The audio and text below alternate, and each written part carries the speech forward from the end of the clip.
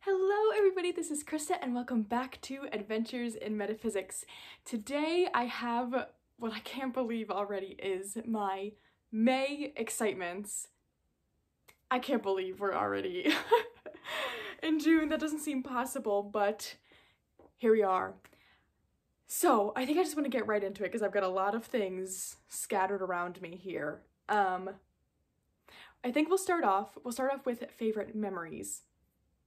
So, first favorite memory of the month is that I started gardening. It finally was like nice enough outside and warm enough where the soil warmed up a little bit where I could start doing some gardening. So, as I've mentioned, we moved to this house in the wintertime.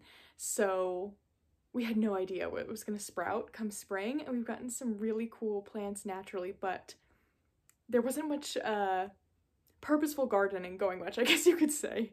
So I've gotten to do some of that. I went to a nursery a few weeks ago and I bought some flowers to put in this little flower bed we have out front. I'm hoping to do a little garden tour video inspired, of course, by the one and only garden goddess Tarot. I love seeing Thea's garden updates, and she definitely inspired this aspiration of mine to kind of better the gardens here. So I got some nice flowers, but what I'm really excited about is I got 2 holly bushes to put on either side of the doors. I've always loved holly bushes. I've never lived anywhere where there was one, but I just love how they look. I love that they stay green all year, and doing some research into kind of the folklore around them and sort of magical belief, I learned that some people will plant holly bushes on either side of their door or right outside of their front door as a way to sort of catch negative energy before it can enter the home, or it's kind of seen as like a protection almost as well, which I thought was so interesting.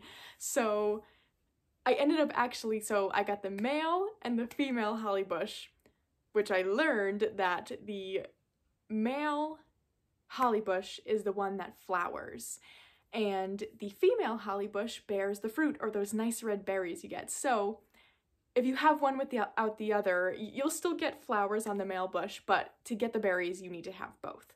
So we have both, and I put them on either side of the doorway, just to kind of balance it out. And I thought it turned out really cool when I learned that and just realized that, oh my gosh, we're gonna have them on either side of the front door. It's like extra protection. Yeah, so that was something fun. I'm excited about that. I'm gonna start planting my vegetables soon, which I'm really excited about. But yeah, I think that's all for the garden. Popping up in our yard, we naturally have a lot of milkweed coming up, which I'm really, really excited about. I'm really hoping that we get some monarch butterflies, because the monarch caterpillars eat milkweed. That's one of the easiest plants for them to kind of consume and grow off of, so I'm hoping that it means we get a lot of butterflies. I think that'd be a lot of fun, and I love seeing them. So I think that is it for the gardening memory. What else? Oh, I forgot to mention. So when I put together my vegetable garden, I got some pieces to make my very own fairy garden, which I've never done before. Obviously, as I've mentioned in some videos as of late, I really have an interest in fairies and feel very connected to them. And something that is really common around here for young children to do is build up their own fairy gardens. I've had some crafts that we've done at the library since learning about it a few years ago, where I'll make little fairy garden jars with the kids, or little lights that they could put in their fairy gardens, which is so much fun. It's just interesting because I didn't grow up very far. I grew up in New York, but it just wasn't a thing when I was growing up. I'd never heard of it, and I was like, that is so magical and fun. So I wanted to have one for myself. So I got these little pieces to put in my fairy garden. You don't need to put decorations in a fairy garden. You can just call it that and put plants that fairies would like, and that is totally legit, but I have to be extra. So I got these little pieces. So we have this little mushroom house. And look at, oh, the door works. Isn't that cute? It had some more mushrooms. We have a little hedgehog and a rabbit. I can't. And of course, we have our fairy. It came with another one, but I actually ended up putting that one on my little fairy altar I have, which is another favorite. I'll have to insert a clip if I can remember. But if not, I'm kind of planning on making a video of how my practice has been going working with the fairies, but there's another little one that has ended up over there. So okay, I think now we are done with the gardening favorite. Another favorite memory. Oh, I got the loveliest package from Sandy, who is on YouTube as Exploring Tarot. If you haven't checked out her channel, she is so lovely and so kind, and I just love her videos, and we've become friends over the past few months, and she sent me just the nicest package. She makes the most beautiful crochet bags, and she made one for my very dearest Northern Animal Tarot, and it is just so, look at that. Look at the details. It is so perfect. I had been keeping my deck, actually. It didn't come with a box. I'm not sure if any of the first edition did. I got a factory seconds of the first edition. So it came in one of the linen bags that I think this was kind of miscut a little bit. Yeah, you can kind of see, that actually might have just been from me using it. I'm not sure. But the linen bag was also like a little bit misprinted, which is not a big deal. This is my favorite deck, so nothing was a big deal. But I had been keeping it in that bag, and of course, you know, I make my own crochet bags, but for some reason I couldn't bring myself to make one for this and like store it in something else. Just nothing felt right, didn't feel special. And then when Sandy asked if there was a deck she could make a bag for, right away I was like, oh, it has to be this one. Like, not that it has to be, she could have done what she wanted, but it's standard tarot size, so I was like, it's easy anyway. But I knew I wanted her to make one for this deck because it's so special, and I was like, she makes such beautiful bags and just fills everything with such kind energy. I was like, that's going to be the right thing. So she made this, I can't get over it, this beautiful yellow bag, which yellow is also my favorite color, but it matches up like so well with so many of the cards. See how that yellow comes up a lot? Not in that last one, but oh, it's so perfect. And then she spoiled me. She sent some other really lovely gifts too. She also made this little painting, which I think, she's just so multi-talented. It's so beautiful and has some shimmer, and she wrote the nicest note on the back that I love. I keep this on my little altar too so that I can read the little note on the back. But she also sent me another bag because she knew how much I liked it when she posted about it on her Instagram. It is this gorgeous leaf bag, and look at the ties with the leaves. Oh my gosh, I can't. And right away I was like, okay, I had like one more deck that for some reason, and I had tried to make a bag for this myself and nothing seemed right. I just couldn't get the bag right. I probably made like 3 bags for it and just scrapped them because I was like, it's all wrong. It's all wrong. And that is my Forest of Enchantment. Ooh, which I actually, look at that, I edged it. Isn't that nice? It's a dark green. I've been wanting to edge more things in dark green, and I cannot find the marker. I did this deck, and it disappeared. It'll show up one day, but I'm really looking for that. And I can't remember where I put it. But anyway, besides the point. I love, this is another like really favorite deck, and just nothing I was making was right. And then she sent this, and it just felt like everything that I was making was going wrong because it was waiting for this. I mean, is that not just the perfect match? And it's just, again, everything she crafts is so beautiful. I know she's planning to open up a shop pretty soon to sell her crochet bags once a few more details kind of get hammered out. But everything she makes is equally as beautiful. I just couldn't recommend more. You can follow her Instagram. That's where she's kind of been posting some updates. I'm sure she'll post something on her YouTube as well, but she makes these sunflower ones that are to die for. They're so good. So getting that in the mail was so special and such a favorite. Now, okay, I think we have one more favorite memory that is also tarot deck related. So that memory, I have gotten to know Holly Audley, who is the creator of the Teeny Tiny Tarot and the Mini Divvies, a little bit through Instagram and just through chatting through there, and she is just the loveliest human being, and I just felt really lucky that she asked me recently to just help her with a project. Just a really small part of like just going over some things, you know, editorial wise, which I do a lot of as a librarian. But anyway, as a thank you, she sent me the just loveliest, another amazing package that just like blew me away. And in it, she sent oh, I forgot to grab it. So I had the Bonaventure Cemetery divination deck, and I have alright, I had almost all of her decks except one, which was this one, the Laurel Grove South Cemetery Elucidation deck, and Rachel has this one, and I was like, feel like making her keep it at work kind of thing, because I love using it. And so Holly noticed that this was the only one I didn't have, so she sent this first of all, which was so cool. I feel like I've just like completed the set. But she also just did the most special thing, and she made me my very own deck of Krista. Is that not the coolest?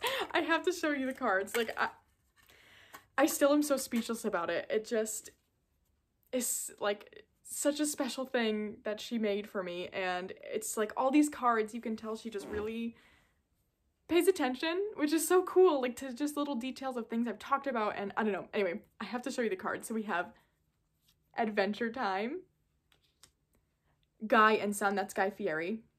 I'm a big Guy Fieri fan, as well as his son. No explanation needed. Doily, it's a little crocheted doily. Pouch, for the crochet pouches I make. I got library, and I love that it says kid lit here. Critter cam. I haven't shown, I feel like, much about my critter cam on here. I should post some more videos. So I actually just figured out how to have, so I have a trail camera, first of all. Let's start there, that I leave out with some food, some safe food for possums that I get. And I got a raccoon the other day for the first time, and it was so exciting. It's all like food that's safe for them, and they're not relying on me.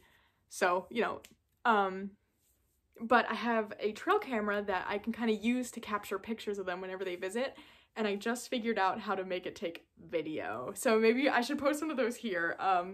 If anyone's interested in seeing my possums, they all have names. I can tell the difference between them.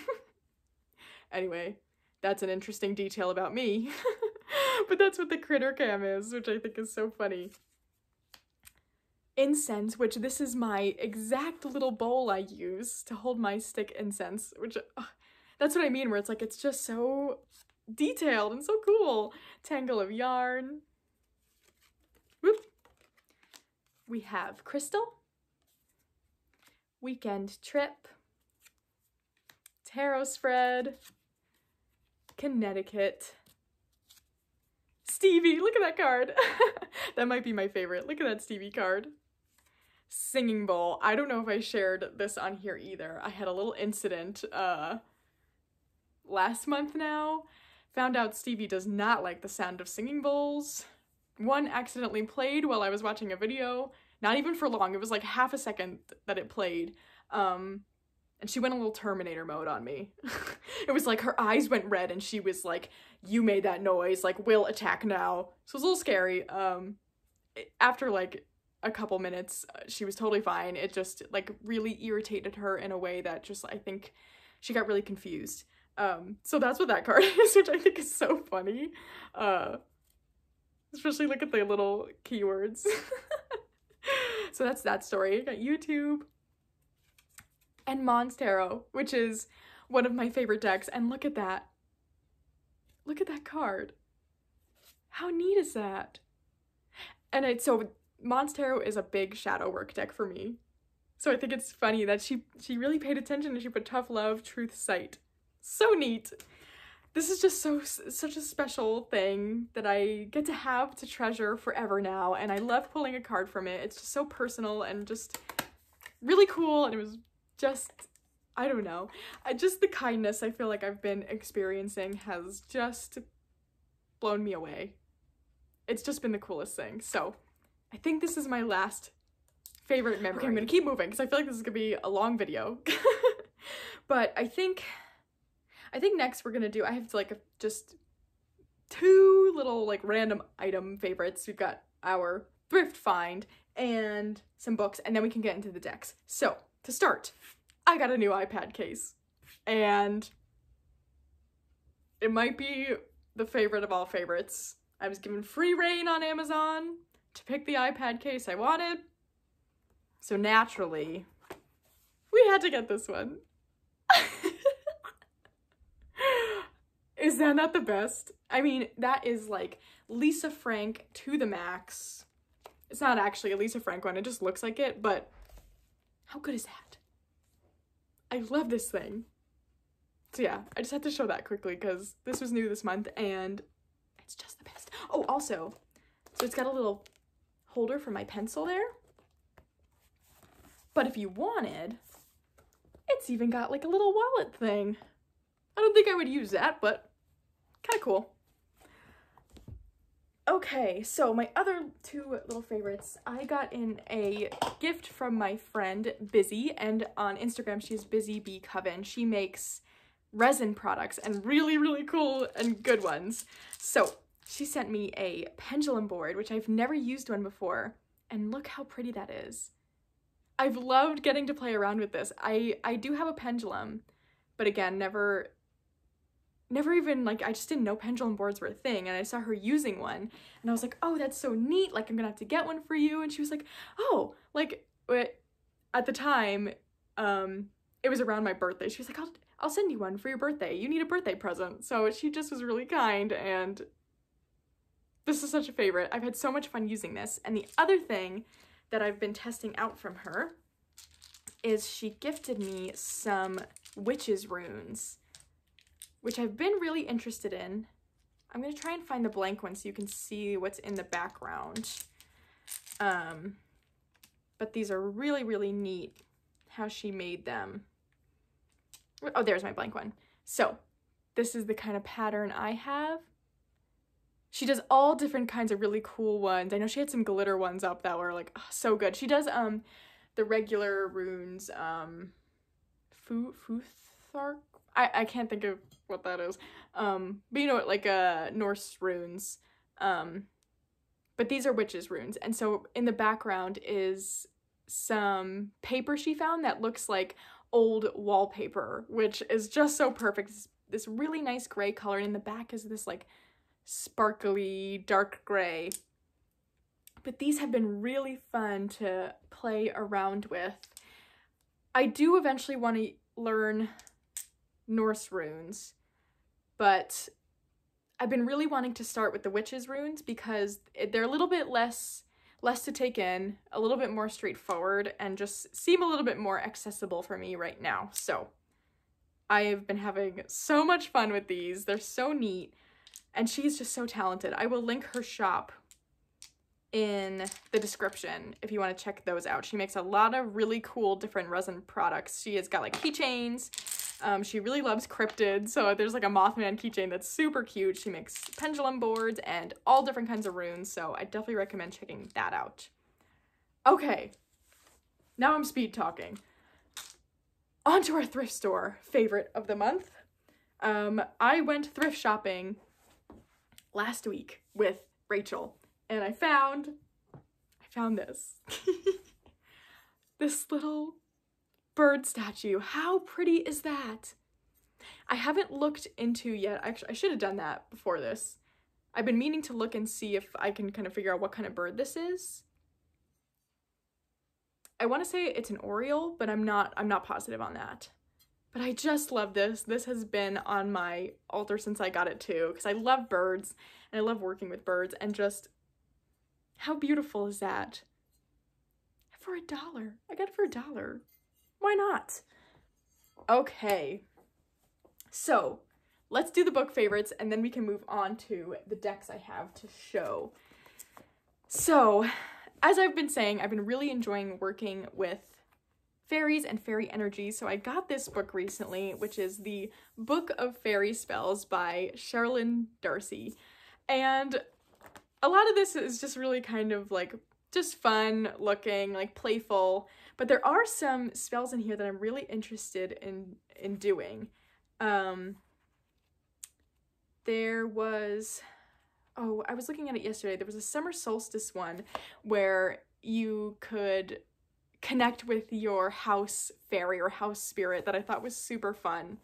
So I haven't gotten to dig too far into this one yet, but it's really just a whole book that goes through each season and how you can kind of work with fairies and different options for spell work you could do and things you can leave them, and it's really been a lot of fun to start looking through. I haven't tried any of the spells yet, but it's just been a lot of fun to look through. And my other favorite is this book, Cottage, Witchery, Natural Magic for Hearth and Home by Ellen Dugan. So this is an older book. It was, let's see if I can find the copyright. It was published in,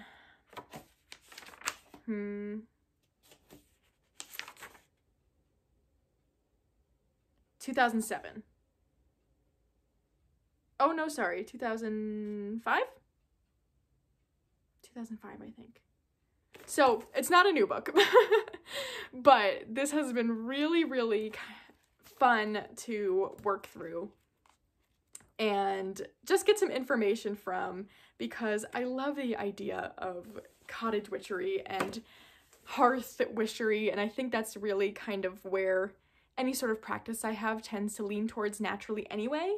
So when I saw this book existed, I was like, oh, I need to get that to look through. And it's another thing where it's just kind of been fun, and I just like how it seems to take kind of mundane things and make it magical in some way, or little extra things you can do to make things magical. So this has for sure been a favorite, and I'm excited to really keep trying stuff from this book. Okay. I've been speed talking. I feel like I need to take a deep breath, and then we will go into the decks. Okay, with that all explained, let's get into the decks that I've really enjoyed working with this month. So all of these have been in that kind of weekly rotation at some point. I actually don't think I've repeated anything yet. Anyway, these are just really ones that stood out to me this month that I really enjoyed my week with. So the first one I have to share is the Woodland Wardens Oracle, which I also just love this bag. This is another hand-dyed yarn I got. It's just so pretty. So this this is the deck I got for myself as a birthday present to me, because my birthday was the last day of April. And this just feels like the ultimate animal oracle for me. It has plants as well, so it pairs the animals with plants, but I love the illustration style. Let me hold it over here. I love the illustration style. I love the animals that get used. They all are animals that I feel like I can see in my own area, which I love to see in animal decks that I use. It's not, you know, a strict criteria per se, but I do like it when a majority of the animals are ones that feel familiar to me. Well, I love all kinds of animals. Sometimes I feel like when I get cards that are like tigers or whales, it's harder for me to kind of relate to, because I don't know. I don't know if that's just a weird thing, but I really enjoyed working with this deck. It paired so well with just, I feel like a majority of the decks I have, which is what I was hoping for, and I kind of thought it would. And I love, again, that we get the name of the animal, we get the plant that it's paired with, but we also get a little keyword down here, which I think is what makes this one a bit unique. I really, really like having keywords with my oracles because it's easier for me to kind of get an intuitive hit, I guess you could say. It makes it easier for me to read with. I don't always want to pull out the guidebooks, you know, in order to use it. I tend to kind of pull my cards and get an initial feeling, and then I will bring out the guidebooks, and I really like working that way. So, oh, look at this owl card. Isn't that so good? I really, really love this deck. I've considered trimming it, but I don't know. I kind of think I'm just gonna let it be. I kind of like it this way. This one might be coming out again this week because I just love it so much. It's such a good one. So that is the Woodland Wardens Oracle. Now, my next favorite from my weekly rotations is the Trionfi della Luna Illustrated, which I just finished this bag for. Is that not the cutest? Let me show the backs of the cards. Hold on. You gotta see the backs of the cards to make sense of it, because this was the inspiration. Come on! That's good. That's a good match. I'm pretty proud of myself on that one. So this was a deck that was new to me last month. So I've kind of just started working with it this month. And I have just so been enjoying my time with it. I was a bit nervous. Well, I don't want to say nervous. I was wondering if I was going to feel differently about this one than I did the Deviant Moon. I struggled with the Deviant Moon because it's been so posed as a shadow work deck, yet the characters were so endearing to me. I found them to be cute in a way. So I think, which is funny because I use the Mons Tarot as my shadow work deck, so like I realize I'm being the biggest hypocrite, but for some reason, the darkness of that deck, yet like the cuteness, it just didn't really work out for me. So I kind of was like, I was wondering if this deck was going to work better because it had this similar characters just with a lighter color palette, which probably sounds so trivial, but it really has worked out so well for me. It just feels like this little deck of friends, almost like these little friends I have. And I was trying to figure out like, why do I feel so connected to this? Like, what is the feeling I'm getting from working with these characters in this deck? And I figured it out. The characters in this deck, I think, are how I see or how I perceive that like gremlins or trolls, little creatures like that would look. So I've realized that without totally like knowing it, I was working with this deck kind of almost as like communing with these little gremlin friends. And I think that's why this one has been working so well for me and why I just really, really love it so much. It feels like a little deck of gremlin friends. Like I've got my fairies and I've got my little gremlins. Because, you know, they're all kind of under that umbrella of the fae and things of that sort. I believe that's kind of my perception, but this one has been really so much fun to work with. It brings me so much joy, and some of the cards are so funny. It's just, yeah, I've really, really been liking that one. So that is the Trionfi della Luna Illustrated Pips edition. Okay, I've got one more that's been in a weekly deck rotation, and this actually was this past week, so this is a very new deck to me, but it's already making the favorites. And that is the Terra Volatile, which I feel like is not a deck that I would usually pick out for myself. I do really like kind of I'm trying to think of the description. Lisa Papez had a way that she described these kinds of high art, that's what she called it, like high art decks. I do enjoy those. I don't feel like I need to have very many, but this one feels so, I love this card. It feels so different than the other ones I have, and it's so filled with imagery that I find myself like actually really fascinated with. I love the idea of studying decks, but I have found that I struggle with it a bit because I'm just not super interested in what the imagery in some decks have to say. Like, I think they're all brilliant, but just personally having interest in like what it's talking about is kind of where I struggle, where this one, I don't know what it is, but I have been fascinated with it and just having the best readings. And I think the process of being able to piece the deck together yourself made it feel so personal. I think that's part of it as well, but the online guidebook is really, really wonderful. I'm thinking of like printing it out so that I can have a physical copy, but I'm not really sure how I would do that yet. But this has just been such an immediate favorite. Like, I feel like as soon as I pulled it out and was looking through, I was like, oh, this one's gonna stick around. This one's gonna be here for a long time. I've been using this deck actually to kind of test out some methods for deep diving decks with an ADHD brain. And it's been working out really well, and I've been doing some fun kind of experiments with it, because I think another thing is that a lot of the ways I've seen to deep dive decks just don't work for me. As much as I'd love to like really sit and read through a whole guidebook or anything of that sort, like really go through card by card, I'm not gonna do it. Like, I'm just not really, like, I don't want to say I'm not capable, but in a way, like, I'm not super capable of doing that, if I'm being honest.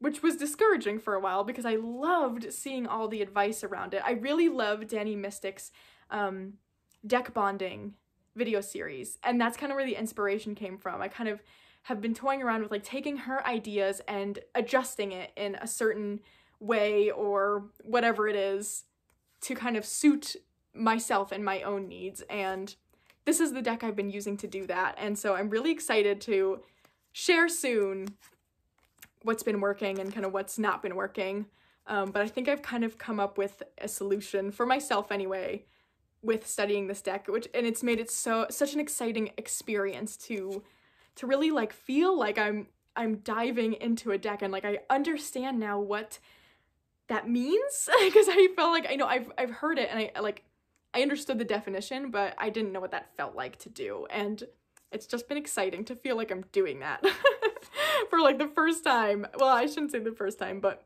you know, in an intentional way. So I love this so much. It's one that I'm like, I want to use it again next week and the week after, and maybe I will, who knows. But that's the Terra Volatile, and this was the latest edition that came out, and I got the regular one, so it's the linen cardstock, which I really enjoy. So I think that was my last favorite from my deck rotations, but I do have one more deck favorite that I got in last month, and it is my Adventure Time Tarot. Was this in? I feel like I actually got this in April. Did I? If this was in a past excitements video, I'm just bringing it up again. I have just loved working with this deck. This is one that I found I immediately started using as almost like a comfort deck. If I'm doing any sort of shadow work, this one always comes with me as like the final cards I pull, as like okay, what do I do now? Like, how can I bring myself comfort now that I've just kind of worked through some tough things? And it's just been spectacular for that. Like, you know, it's my comfort show, so it has made sense in that way, and it's just so well done. I'm just so impressed by it. It's such a good quality deck. I've not even wanted to like make a bag for it because I just love this box so much, which I don't usually keep things in their tuck boxes, but yeah, I've loved this one, and I had to mention it because it's such a favorite. I think I'm gonna do the sentimental decks tag pretty soon, because I just think those videos are so sweet and fun, and I just love seeing everyone's joy in showing the decks that kind of have sentimental value to them. So I'm thinking of doing that soon, but I wanted to show this one as many times as I could because I just think it's fabulous. That is the, oh, I didn't even say, it's the Totally Unofficial Adventure Time Tarot deck. by Katherine Hillier. I'm going to try and remember to put links to the decks below if there are links. If I forget someone and you're looking for something, someone just tell me and I will get on it. But now, let's get into the decks that I'm excited to work with this coming month. So to start, where do I want to start? Oh, okay.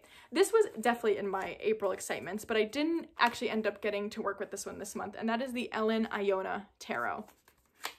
But I'm really hoping to, well, I want to work with it soon because it just feels like such a springtime deck with this color palette. And it is a Smith-Waite clone, which I'm really excited about. Yeah, I feel like this is a really cool rendition of the Smith-Waite, and I'm excited to use it. I think I just kind of was forgetting about it a bit, so we have it out. I have a bin now that stores the decks that I am wanting to work with so that I can kind of intentionally keep them out where I can see them, and that's been working. So this has been in there, and I'm really excited to get to work with it because it just feels like it's so perfect for this time of year, and it's just such a beautiful deck. So that is the Iona Tarot. Next, we have, okay, so the next three, well, the last three that I have to share are decks that are either new or new to me, that I got through some like trades and stuff. So the first one is the Dreams of Gaia Tarot, which I have never tried out before. So I was able to trade for this one. It's a trimmed version of the full size. So I have the guidebook. That was really important for me to have the guidebook because I know this one really veers in its own direction a lot. And so it's one that I know I'm going to have to kind of spend time learning, but I'm really excited to do that. It's imagery that I really didn't think I would be attracted to very much, because it has a lot of things like it's got like the chakras, which I'm not super interested in. So there's a few things of that sort. So I wasn't like super confident I was going to get on with this, but I really, really think I am. I've pulled a few cards, just like a 1-card pull so that I can read the guidebook, and it's fabulous. I am so excited about it. So I love that the child is the magician. I think that's really interesting. So I've been so fascinated by this deck for so long. I'm really, really excited to get to give this one a try. And so this one's definitely coming out this month. I feel like it's a really good one too for that kind of like spring summer transition. So this is the Dreams of Gaia Tarot. The next one, we'll do the other one that is more of a new to me deck. And that is the Bonefire Tarot, which already has its own little bag. It just felt like it needed like orange and purple. And I edged this deck too already. I've been on a bit of an deck edging kick. We did orange, 'cause fire. But this is another one I have just been fascinated by, and it is so, I feel like, out of left field for me. It's not an art style I would ever gravitate towards, but for some reason, or I guess I thought I wouldn't, for some reason I've been very, very intrigued by the artwork. And I'm really happy that I am able to try this one out because, again, I've kind of done some single card pulls to read the guidebook, and there's so much going on in these pictures, and it really explains it. That's what I was worried about, is like, with all the stuff going on in these pictures, like, is it going to be explained? Like, and it does. The guidebook's really fantastic, and this art style has just so grown on me, and it just feels like a special deck, so I'm excited to get to know this one a bit more. It feels perfect, again, for this time of year, as it's starting to get warmer, if not just hot outside. So yeah, I love all the bright colors too. So this is the Bonefire Tarot by Gabby Ingus West. I cannot remember the creator of the Dreams of Gaia. I didn't bring the book over, but again, I'm gonna really try and link everything below. Okay, so the last deck I have to show that I'm excited to work with this coming month is one that is brand new to me as of this week, and that is the Stolen Child Tarot. And I've already fallen so in love with this deck. I think it's gonna make it into this next week's deck selection. I just love the idea of these almost little like changeling children kind of. It gives me the feeling of those books, the Animorphs, which I think I said in the flip through I posted, but it's just a really, really interesting deck with just this beautiful art. And at first I thought I was gonna think it was like creepy with these like children animal type of things, but I just really love it, and I love the little bit of creepy it has. So I'm really excited to work with it. Again, it just has this like fairy energy to it that I am really liking, so I'm interested to see how I kind of get on with that.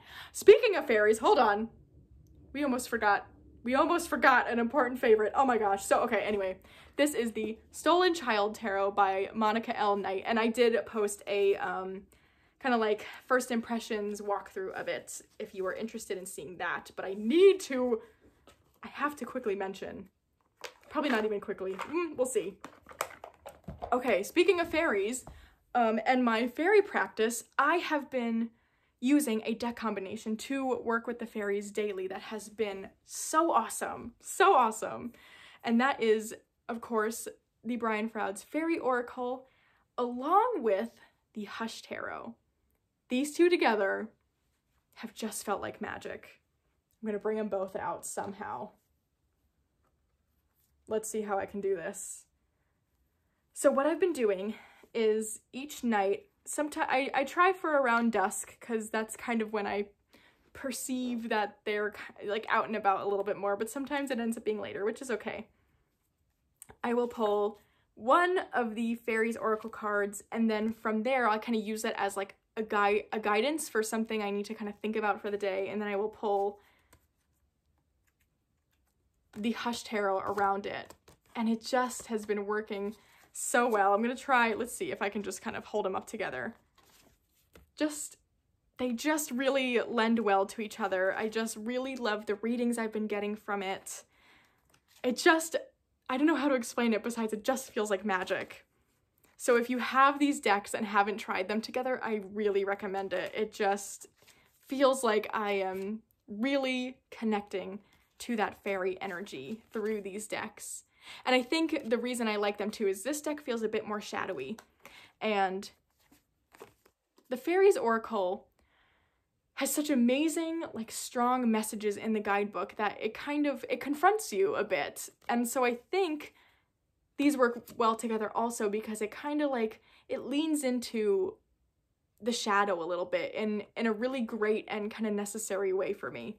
So I've just been, this has just been something I've really, really been getting a lot of joy out of doing, and just also getting a lot out of in general. So this combination for my fairy practice has been awesome, and I can't believe I almost forgot to talk about it.